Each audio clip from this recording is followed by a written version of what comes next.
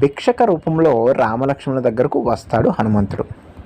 తను వచ్చిన విషయాన్ని తడబడకుండా, గొంతు చించుకు అరవకుండా, కనుబొమ్మలు ఎగరేయకుండా స్పష్టంగా ముచ్చటగా 3 మాటల్లో చెప్పి వారు ఎందుకు వచ్చారో అడుగుతాడు హనుమంతుడు. లక్ష్మణ, విన్నావు కదా, ఈ వానరుని ప్రసంగం చతుర్వేదాలు, నవవ్యాకరణాలు అమూలగ్రహంగా వచ్చినవాడే ఇంత ఆహ్లాదకరంగా ప్రసంగించగలడు.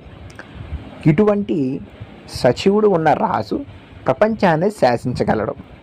ఇట్టి వాక్చాతుర్యం కుశలునితో మనం వచ్చిన కార్యాన్ని చాలా జాగ్రత్తగా వివరించాలి సుమ అని శ్రీరాముడు లక్ష్మణునితో అన్న మాటలివి. తనంతటి వాడైన లక్ష్మణుని హెచ్చరించిన సందర్భము రామాయణంలో ఇది ఒక్కటే.